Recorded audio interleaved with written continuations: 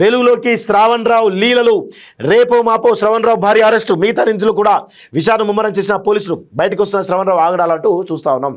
So వీడొక్కడే వేయడం కాకుండా అలా భార్యను కూడా ఇన్వాల్వ్ చేసి పాపం ఇప్పుడు ఏమవుతుంది, భార్యను కూడా అరెస్ట్ చేస్తారు. ఇక ఆ బతుకు ఎందుకురా నాయన, వందల వేల కోట్ల రూపాయలు సంపాదించి ఏ లాభం?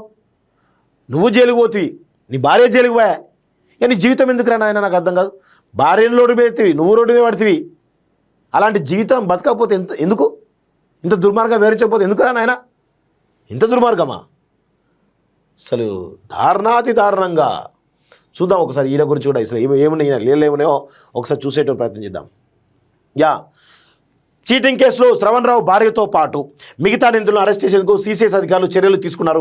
ఏ క్షణంలోనైనా అరెస్టులు జరగవచ్చని చెబుతున్నారు. ముడి ఇనుప ఖనిజం డీల్ పేరిట శ్రవణ్ రావు, ఆయన భార్య స్వాతిరావు, వ్యాపార భాగస్వామి వేదమూర్తి, అకోర్ ఇండస్ట్రీస్ డైరెక్టర్ ఉమామహేశ్వర రెడ్డి 6.58 కోట్ల రూపాయల మేర తమ సంస్థ అఖండ ఇన్ఫ్రాటెక్ను మోసం చేశారంటూ డైరెక్టర్ ఆకర్ష్ కృష్ణ ఇటీవల సిసిఎస్ పోలీసులు ఫిర్యాదు చేశారు. ఈ క్రమంలో సిసిఎస్ అధికారులు బిఎన్ఎస్ చట్టం సెక్షన్ల ప్రకారం కేసులు నమోదు చేశారు. మంగళవారం శ్రవణ్ రావును అరెస్ట్ చేసి చెంచల్గూడ జైలుకు రిమాండ్ చేశారు. ఇప్పటి వరకు జరిపిన విచారణలో వెల్లడైన ఆధారాలతో త్వరలోనే శ్రవణ్ రావు భార్య స్వాతిరావుతో పాటు మిగతా నిందితులు వేదమూర్తి, ఉమామహేశ్వర రెడ్డిని కూడా అరెస్ట్ చేయనట్లు సమాచారం.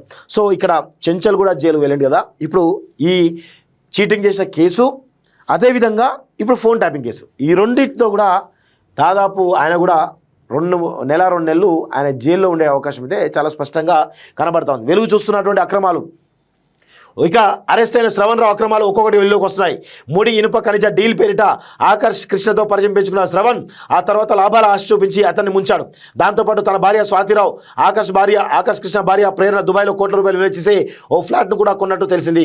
ఆ తర్వాత శ్రవణ్ రావు అప్పట్లో తనకున్న రాజకీయ పరిచయాలతో ఈ ఫ్లాట్ను కూడా కబ్జా చేసినట్టుగా ఆకర్ష్ కృష్ణ చెబుతున్నారు.